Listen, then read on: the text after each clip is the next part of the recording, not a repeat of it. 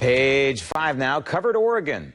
Not anymore. The state's Obamacare website is Oregon. State officials have given up on their failed Obamacare exchange website. This after spending some $300 million taxpayer dollars on it. The site failed so miserably that it didn't sign up a single person. Fixing it would have cost tens of millions more. So instead, Oregon will use the federal website, which will cost $4 to $6 million. So will heads roll for this debacle? Doubtful. Some people have called this an example of colossal government waste. How would you respond to that? That's not my job to respond to that. My job is to take what we've got and go forward. I would say this. I don't think it's all waste. I think there's a lot of value in what's been done there. And the website still doesn't work right, and we're back at square one with going to a federal exchange. We're back at square one going to the federal exchange with part of our group. The other part of the group, we're not back at square one. I think it's easy to say it's all waste, but I think that's inaccurate, and I wouldn't call it that. It's not been well done. I agree with that. He works in the public sector. $300 million, your money, down the tubes. And Oregon's website was supposed to be the model for the entire nation. Other states are having serious problems with their Obamacare websites. Nevada, Hawaii, Massachusetts, just to name a few. So is all this just another step toward single payer? Joining me now, private medicine advocate and Obamacare expert Patricia Newman.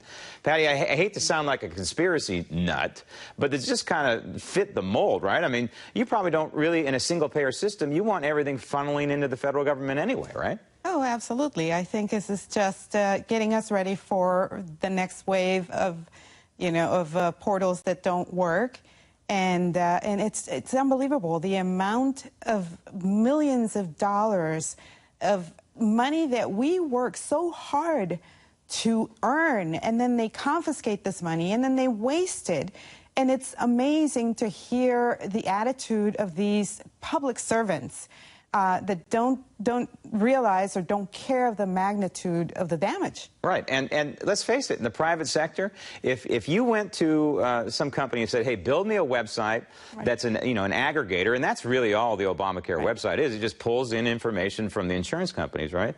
You could probably do it for, maybe less than $10,000, and here we're talking $300 million. Right.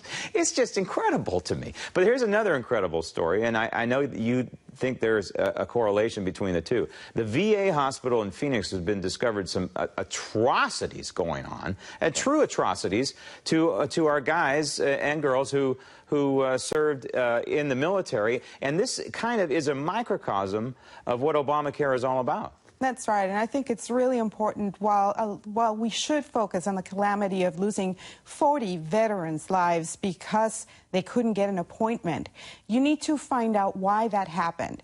Why did it happen? Because there are regulations that mandate that the VA system has a maximum of 15-day wait for an appointment.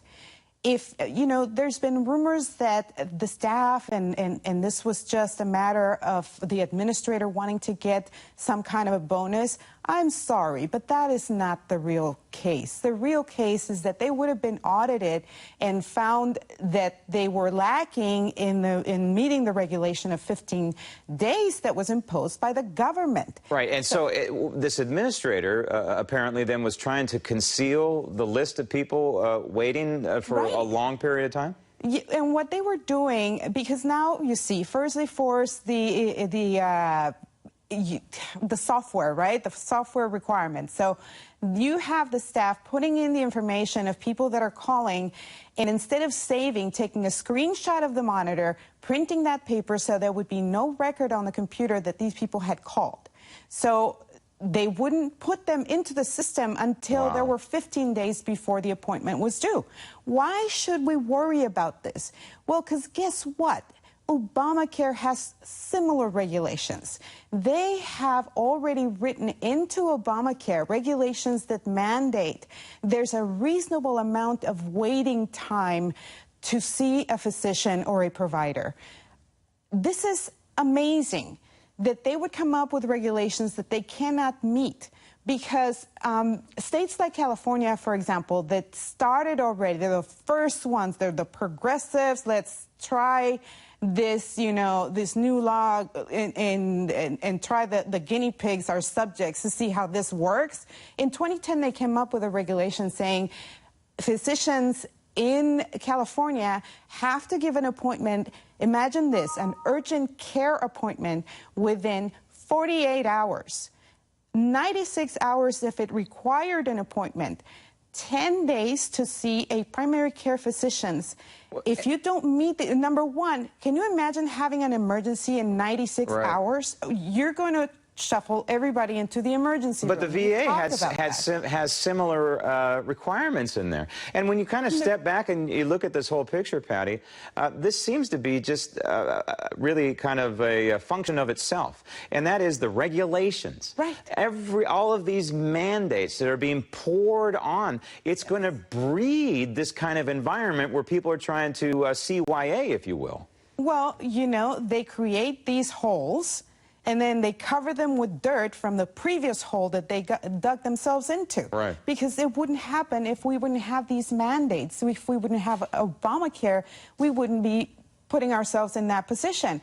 Not only are the physicians mandated to do this, the insurance companies are mandated to have enough physicians signed up. But and I know that that's not happening. They're cutting the networks. So who is going to reap the atrocities of this thing is the patients, because physicians will, as we discussed before, close their panel going, look, I don't want to get in trouble for not seeing a patient within the reasonable time. So they'll close their panel, patients will die. And I hate to say it like that, but now you have the VA to show the example of what will happen because of Obamacare. It is atrocious, and it is scary, and it is coming, unfortunately. It is coming. Patty, thanks. Thank you. Coming up next, the possible GOP cave on amnesty as the Daily Ledger continues.